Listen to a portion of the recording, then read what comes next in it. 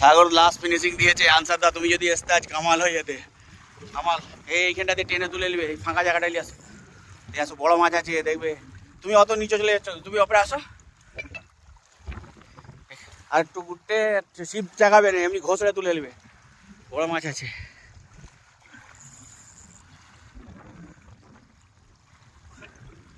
গোটা গোটা গোটা এদিক ফাঁকা জায়গাটা নিয়ে এসো, পাথরে নিয়ে এসো, ফাঁকা জায়গাটা নিয়ে এসো।